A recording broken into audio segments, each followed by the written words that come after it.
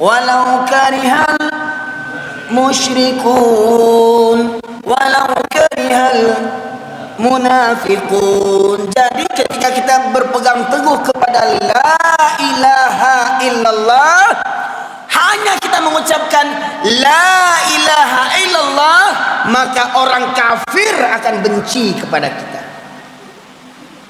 Orang musyrik penyembah berhala akan benci kepada kita. Bahkan orang munafik akan benci kepada kita. Pak Ibu, siapa orang munafik ini? Orang munafik ini secara lahiriah agamanya apa? Bapak Ibu sekalian rahmatullahi Allah, sebagaimana permintaan dari materi yang ingin disampaikan, masjid sebagai tempat penyelamat di akhir zaman. Kenapa kita mengambil kesimpulan masjid sebagai tempat keselamatan di akhir zaman? Tak terlepas daripada apa yang didirikan Allah Subhanahu wa taala, diperintahkan kepada para malaikat untuk mendirikan tapak daripada Baitullah Ka'bah, Bapak Ibu sekalian. Jadi kiranya Ka'bah itu bukan didirikan oleh Nabi Ibrahim, tetapi para malaikat sebelum adanya manusia. Dan akhirnya dilanjutkan oleh Nabi Ibrahim alaihissalam. Dan juga melihat daripada fenomena alam ketika terjadi musibah tahun 2004, kira-kira musibah apa itu Bapak Ibu sekalian? Tsunami di Aceh. Tsunami di Aceh meluluh lantakkan perkampungan, rumah-rumah, gedung-gedung yang kokoh hancur oleh laut, tetapi masih ada tersisa yang berdiri kokoh. Apa itu Pak Ibu sekalian? Masjid. Ya. Betapa banyak negeri rumah yang dihancurkan oleh Allah melalui tentaranya berupa laut dan gempa bumi, hancur perkampungan, tetapi masjid tetap berdiri kokoh. Kemudian Bapak sekalian, Galodoh yang terjadi baru-baru ini di Sumatera Barat, di simpang Bukit Batabuah sampai ke Padang Panjang, sampai ke tanah datar, sebagian rumah-rumah hancur tetapi masih berdiri kokoh surau dan masjid. Karena apa? Karena masjid adalah rumahnya Allah Subhanahu wa taala. Masyaallah muslimin rahmatullahi Allah, untuk mengawali kajian kita ini, pertama saya sampaikan firman Allah surat Al-A'raf ayat 96, di mana Allah berfirman, A'udzu billahi minasyaitonir rajim, bismillahirrahmanirrahim. Walau anna ahlal qura amanu wattaqaw lafatahna 'alaihim barakatin minas samaa'i wal ardh walakin kadzabu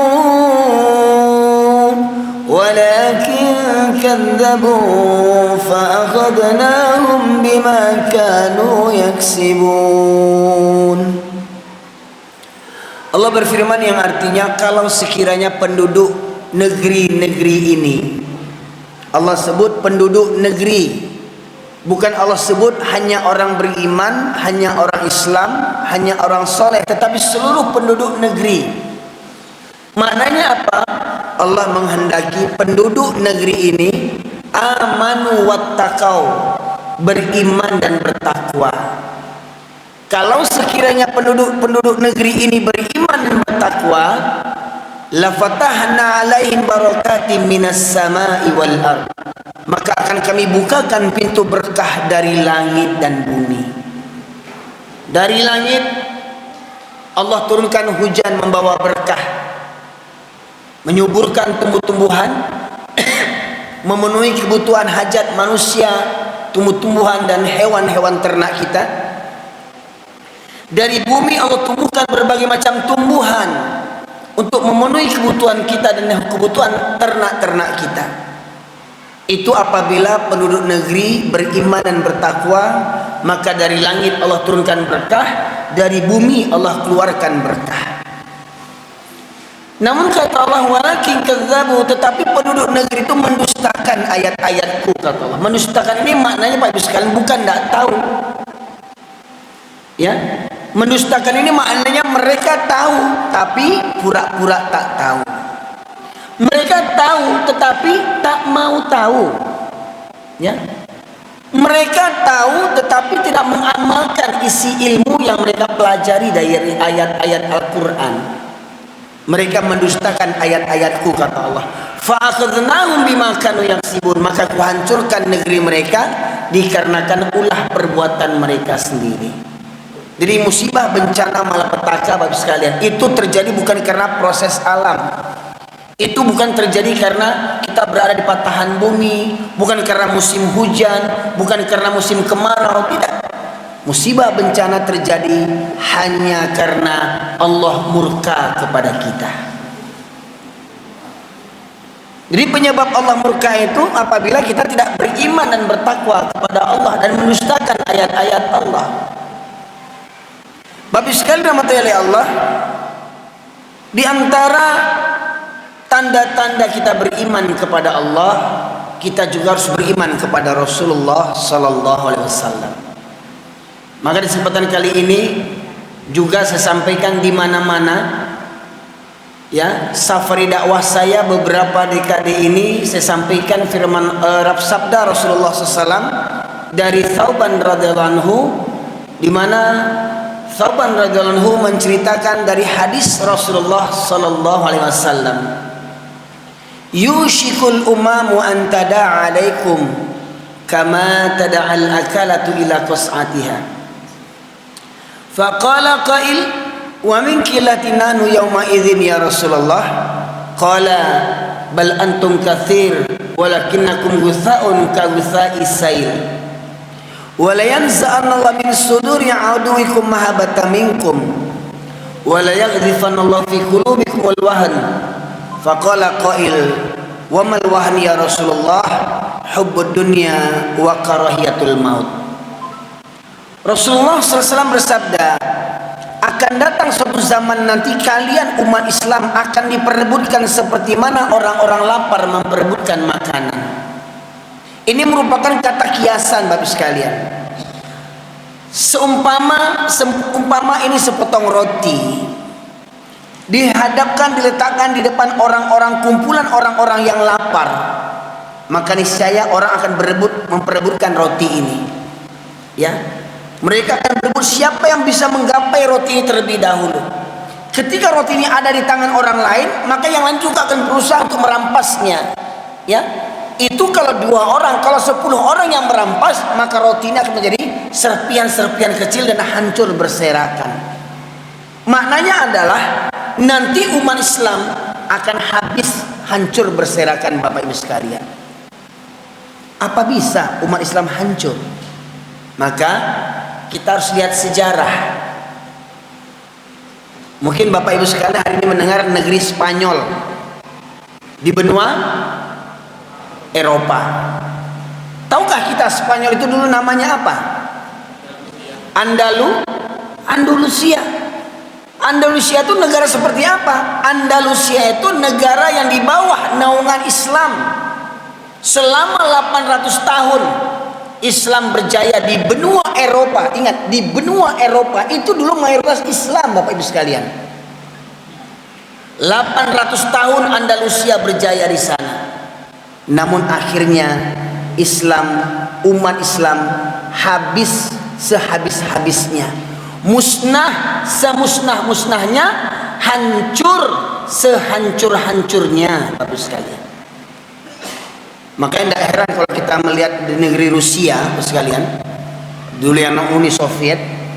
Ada Bapak Ibu yang pernah pergi ke Soviet, Rusia? Ada? Bapak pernah pergi Pak? Bapak ini belum? Ke Rusia belum pernah? Sama kita Pak. Ya.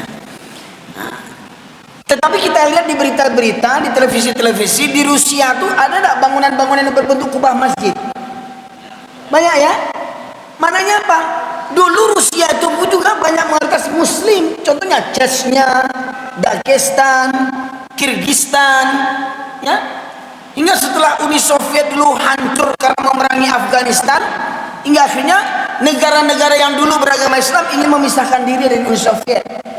Maknanya apa? Uni Soviet, dua negara yang terbesar kedua di dunia setelah Cina, itu dulu mayoritas beragama Islam, Bapak sekalian. Tetapi Islam ketika itu habis sehabis-habisnya.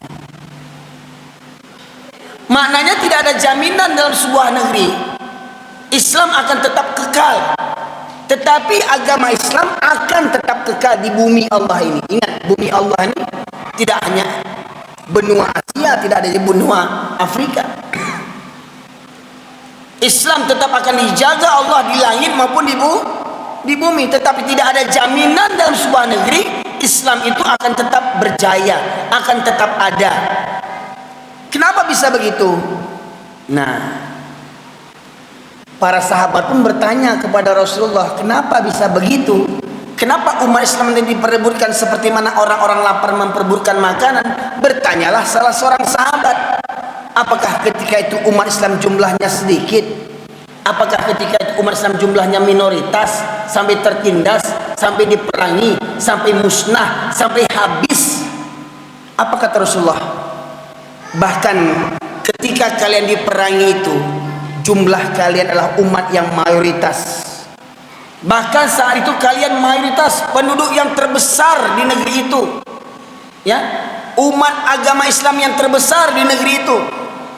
Maknanya apa? Di negeri itu kalian umat yang terbesar, umat yang terbanyak. Tetapi kenapa bisa musnah? Ya, apa kata Rasulullah? Kalian banyak, tetapi banyaknya kalian seperti buih di atas air. Bapak sekalian, contoh nih, teh talu ya, masya Allah. Contoh teh talu, Bapak Ibu sekalian.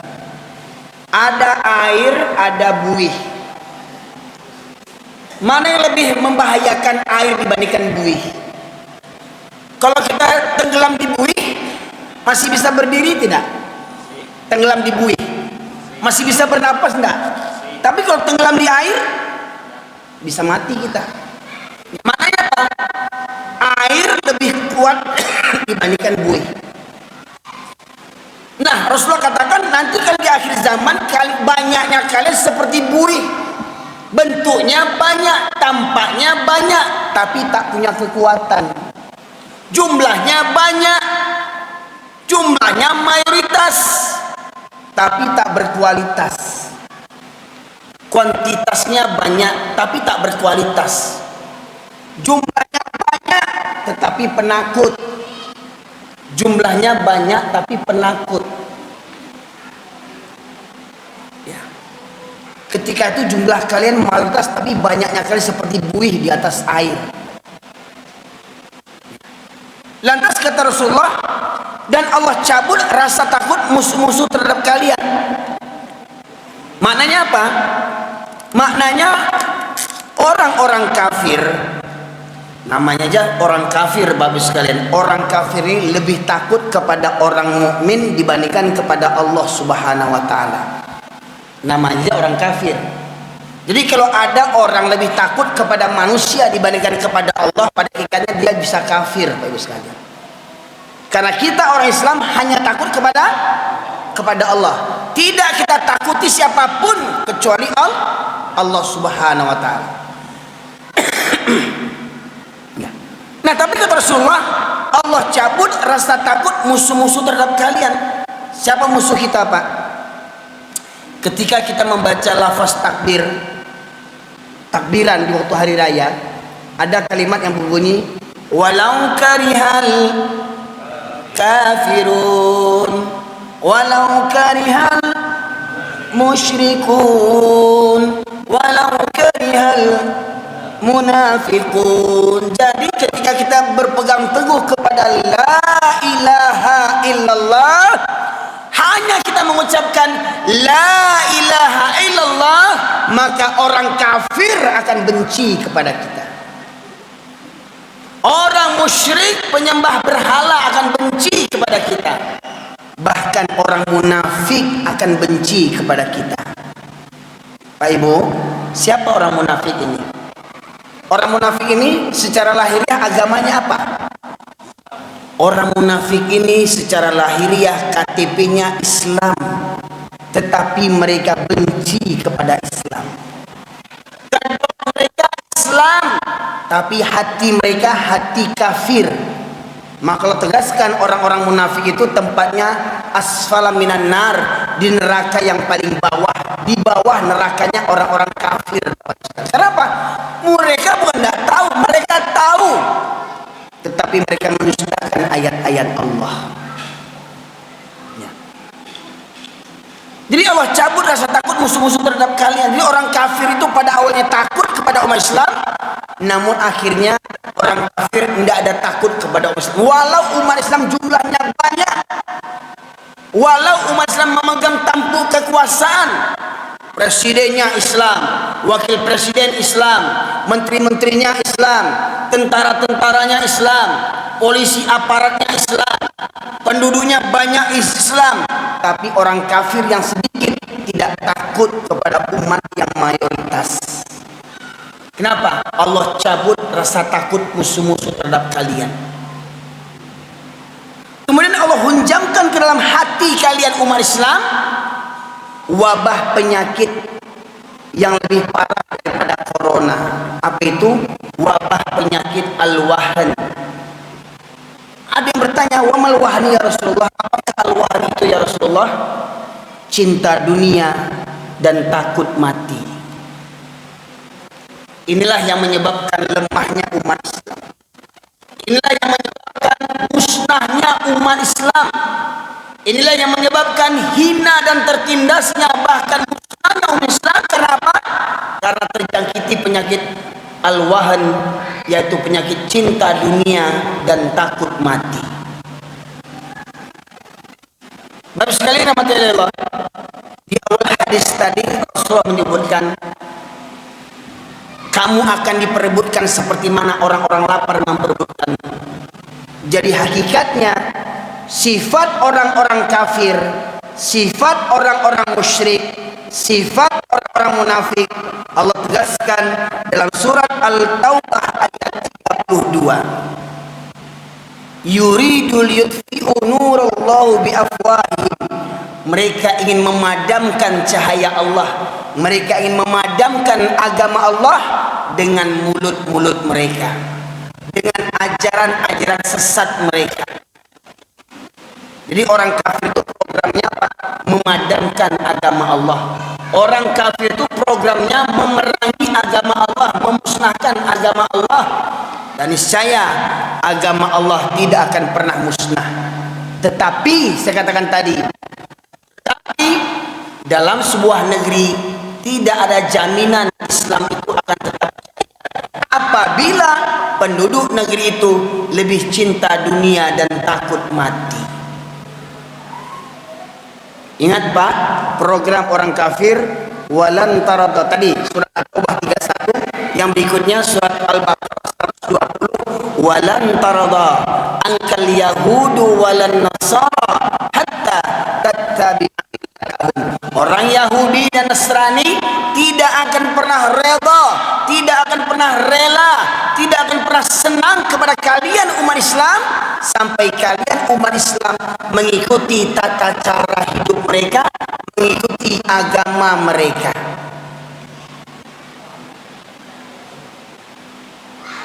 Contoh Bapak Ibu sekalian, orang Nasrani kalau memanggil umatnya beribadah dengan apa? Ibu, orang Nasrani kalau memanggil umatnya untuk beribadah dengan apa? Dengan lonceng, teng teng teng. Satu. Orang Yahudi memanggil umatnya beribadah dengan apa? Dengan apa? Dengan trompet. Orang Majusi memanggil kaumnya beribadah dengan apa? Dengan apa? Dengan api. Dan itu terjadi ketika umat Islam meniru orang Yahudi, Nasrani, Majusi ketika apa? Menyambut tahun baru Kristen, tahun baru Masehi, tahun baru Kristen. Mana ramai umat Islam merayakan tahun baru Islam atau tahun baru Kristen? Mana yang ramai? Apa yang terjadi malam tahun baru? Orang Islam berkumpul di tengah kota Pekanbaru, berkumpul di tengah kota Bukit Tinggi di jam gadang. Ya, ayo tunggu. Ketika jam gadang, angka jarum jamnya tepat di angka 12 malam. Teng, teng, teng. Tepat jam 12 malam. Langsung trompet-trompet dibuat. Sudah itu kembang api tubush. Satu malam orang Islam meniru 3 agama kafir, Bapak Ibu sekalian. Yang mirisnya yang merayakan itu lebih banyak orang Islamnya dibandingkan orang kafirnya. Betul tidak? Miris kita. Setiap tahun begitu. Yang jual trompet agamanya apa? Yang beli trompet, bayangkan. Kadang ada orang tua malah ngajak anak malam tahun baru beli trompet. Ini kenapa? Karena ayahnya tidak pernah ikut pengajian. Ada jadwal pengajian di masjid Siratul Jannah, tak seberapa yang datang. Kenapa? Dek pencarian, dek perasaan hidup, dek cari pipi, dek karajo, dek panek. Mohon maaf Pak, kecek Buya Hamka. Kalau hidup sekedar hidup, baru di hutan hijau-hijau. Kok sekedar karajo, hijau cuma untuk tari karajo jo, baru di kampung kami karajo juga. Begitu pula kalau anak sekedar sarjana, Pak, di kampung kami baru sarjana jo Pak. Di kampung kami Pariaman tuh di Mangguang tuh ada sekolah STIB, Sekolah Tinggi Ilmu Barua. Jadi Barua kampung kami sarjana Pak. Jadi tidak bangga bana kalau anak awak sarjana. Jangan bangga bana kalau siko banyak mahasiswa memburu sarjana. Kalau mahasiswa itu memburu sarjana, malah ke surau Abe Dojo Barua. Abe Dojo Barua. Kuliah di UIN, kuliah di UNRI, kos-kosan dekat masjid. Jarang berangkat ke masjid. Beda jo Barua. Sebab Barua di kampung kami sekolah jo, sekolah tinggi ilmu Barua. Jadi Barua Pamajik Karambia di Pariaman itu sarjana tuh Pak, S1. Tapi yo Barua tuh tidak pernah ke surau. Barua tuh tidak pernah mendengar pengajian. Sebabnya Barua. Jadi kalau ada mahasiswa Malek Surau, mahasiswa Barua.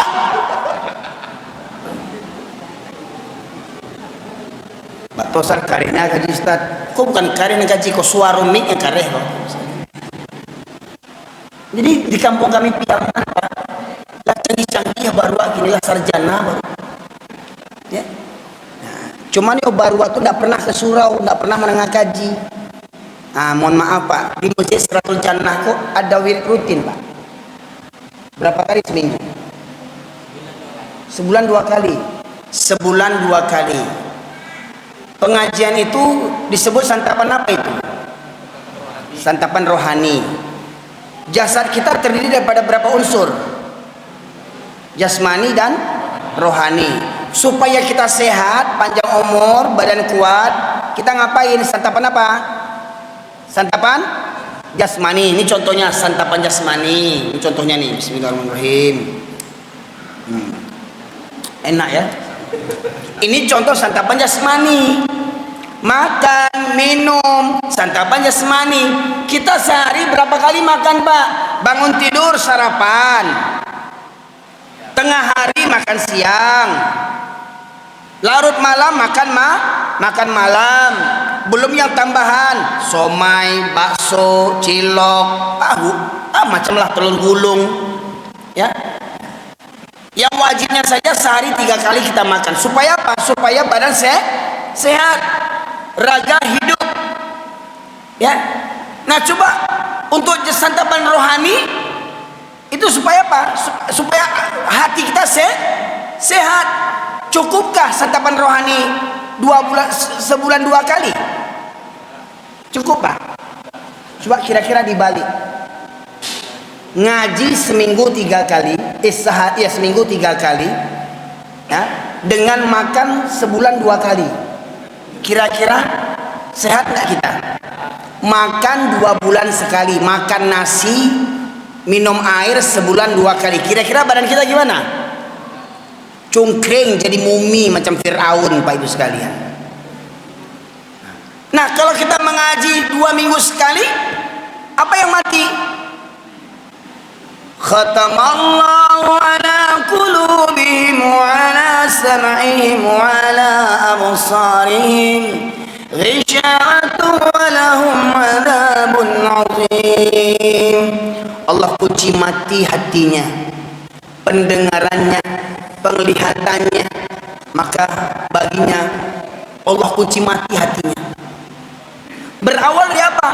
Fi qulubihim maradun fazadahumullahu marada. Dalam hati mereka ada penyakit, lalu Allah tambah penyakitnya. Jadi Pak, berkaitan tentang Al-Quran,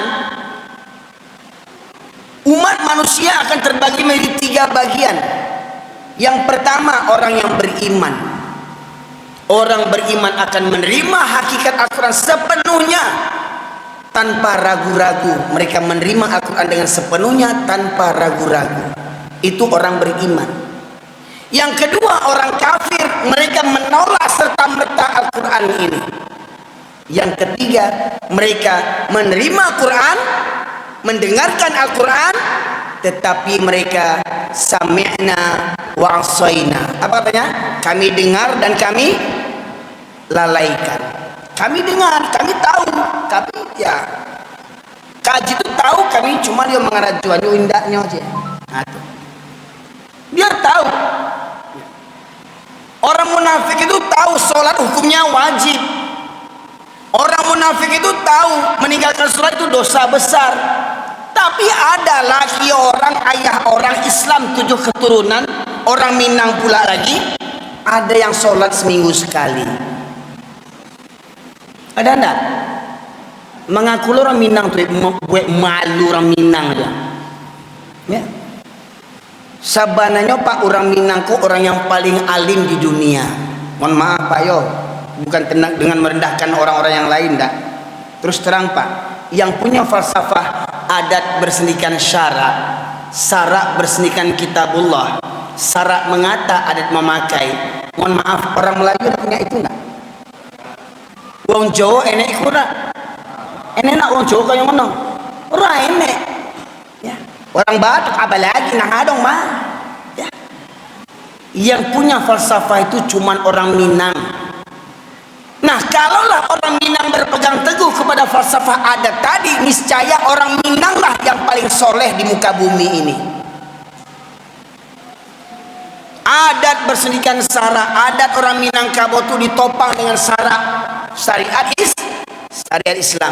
Syarak bahasa ini kitabullah. Syariat Islam itu bersumberkan daripada kitabullah Al-Quran. Syarak mengatur, adat memakai. Apa yang ditetapkan oleh syarak, itulah yang dipakai oleh adat orang Minangkabau. Jadi kalau orang Minangkabau beradat, orang Minang yang paham dengan syariat Islam. Dan syariat Islam setelah mengucapkan 2 kalimat syahadat, syariat Islam yang pertama adalah mendirikan sholat. Semestinya tidak ada orang Minang yang meninggalkan sholat. Semestinya begitu kalau orang Minang yang beradai. Semestinya tidak ada padusi Minangkabau yang tidak berjilbab. Sebab syarak mengatur adat memakai. Surat Al-Ahzab ayat 59, hai Nabi, katakan kepada istri-istrimu, anak-anak perempuanmu dan istri-istri orang mukmin, hendaklah mereka mengulurkan jilbabnya ke seluruh tubuh mereka. Jadi wanita muslimah itu, orang padusi Minangkabau itu ciri-cirinya menutup aurat. Pertanyaannya, ada enggak yang keluar rumah perempuan-perempuan yang tak berjilbab yang beragama Islam? Ada enggak?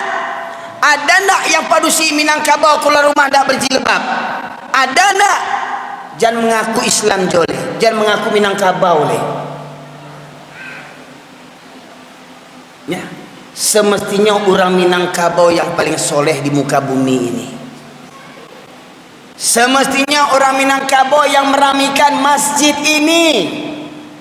Mohon maaf Pak, ada botol ini 2 lagi. Botol aku boleh juga. Dan saya minta tolong Buya Ardi, biar pindah Buya LCWC. Buka surat An-Nisa ayat 102. Kok Pak, kalau orang Minang beradai, maka sarak mangatu adai memakai. Sarak Minang itu bersumber dengan Al-Quran. Betul Pak? Lah banyak orang Minang nanti bawa gini kok Pak. Ada banyak orang Minang kok. Lah ya alhamdulillah. Memang kapok Pak? Di mana tuh? Baso, di Baso. Ya. Oh, orang pihak mana? Apa orang pihak mana? Ya, lihat Jawa si koma. Ya. Ya, kita dengarkan sarak mangato dari kitabullah surat An-Nisa surat keempat ayat 102.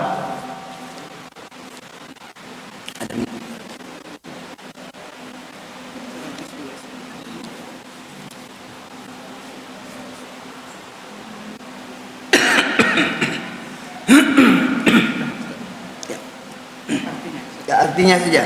Bismillahirrahmanirrahim. Dan apabila engkau Ya, betul. Dan apabila engkau Muhammad. Enggak. Dan apabila engkau Muhammad. Ini Muhammad siapa maksudnya? Maksudnya siapa? Nabi Muhammad SAW. Lanjut.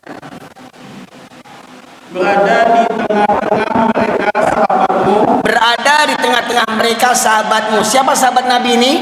Di antaranya Abu Bakar, Umar, Utsman, Ali, kaum Muhajirin dan kaum Ansor. Berada di tengah-tengah sahabatmu. Lalu engkau hendak melaksanakan sholat bersama-sama mereka. Melaksanakan sholat bersama mereka. Itu sholat apa Pak? Sholat apa? Sholat berjamaah. Lanjut. Maka hendaklah segolongan dari mereka berdiri sholat besertamu dan menyandang senjata mereka. Sholat besertamu dan menyandang senjata. Itu sholat di mana Pak? Sholat besertamu secara berjamaah dan menyandang senjata. Sholat di mana? Sholat dalam kondisi perang. Pak, apa taruhan sholat di medan perang Pak? Apa taruhannya? Taruhannya nyawa Pak. Bisa orang akan memerangi kita menunggu kita sholat. Ketika kita sholat ditembaklah kita, mati kita semuanya. Ya, tetapi Allah Maha Kuasa, Allah Maha Bijaksana. Tetap di medan perang diwajibkan sholat berjamaah, tetapi diberikan keistimewaan tata caranya. Bagaimana tata caranya? Kita dengarkan. Kemudian apabila mereka yang salat besertamu sujud telah menyempurnakan 1 rakaat, maka hendaklah mereka pindah dari belakangmu untuk menghadapi musuh. Ya, begini Pak umpamanya Pak. Ini seumpama imam. Ini seumpama makmum di shaf yang pertama. Ini seumpama makmum di shaf yang kedua. Sholat di medan perang. Sholat di medan perang itu pakai kipas angin, pakai AC, bawa karpet, pakai baju bersih. Enggak. Di medan perang Pak, baju perang. Ya. Ketika imam ruku, Allahu Akbar, maka makmum yang soft pertama ikut ruku, Allahu Akbar. Makmum yang soft kedua tetap berdiri siap siaga sembari menyandang senjata. Makmum yang soft kedua Pak, tetap berdiri siap siaga sembari menyandang senjata. Maknanya apa? Ketika yang di depan ruku, imam ruku, makmum yang di depan ruku, ini dalam kondisi sholat tetapi bersiap siaga. Ya, kalau ada serangan datang, kalau ada musuh datang, ketika sedang sholat musuh datang, maka inilah yang tampil menyerang dulu Pak, dalam kondisi sholat ini. Ya, kemudian bangkit imam, sami Allah liman hamidah, makmum ikut Rabbana lakal hamd. Yang ini tetap siap siaga sembari menyandang senjata. Imam sujud, Allahu Akbar, Allahu Akbar. Ini tetap berdiri siap siaga sembari menyandang senjata. Sampai imam bangkit ke rakaat yang kedua, Allahu Akbar, Allahu Akbar. Coba ulang lagi tadi. Dan apabila mereka yang sujud, dan apabila mereka yang sujud besertamu, ulang ke depan lagi sedikit.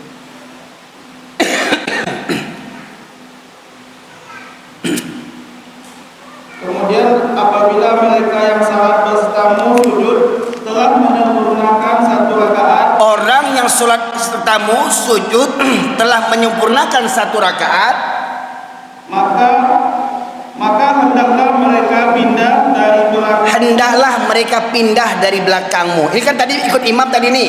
Ini imam rukuk nih, dia ikut imam. Selesai satu rakaat, maka ini pindah ke belakang. Lantas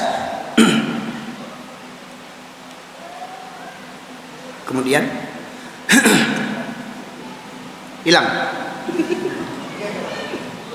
Menghadapi musuh. Dan hendaklah datang golongan yang lain yang belum salat. Dan hendaklah datang golongan yang lain yang belum sholat. Nih dia pindah ke depan. Lantas Lalu mereka salat denganmu. lalu mereka sholat denganmu. Maknanya apa Pak? Saya ulang lagi. Imam dengan makmum sholat yang pertama sudah menyempurnakan satu rakaat. Makmum yang tadi mengikuti imam mundur ke belakang. Makmum yang tadi siap siaga belum menyempurnakan satu rakaat maju ke depan. Bergantian menyempurnakan satu rakaat. Allahu Akbar. Makmum ini ruku, imam tetap berdiri siap siaga. Makmum yang mundur tadi bergantian siap siaga sembari menyandang senjata.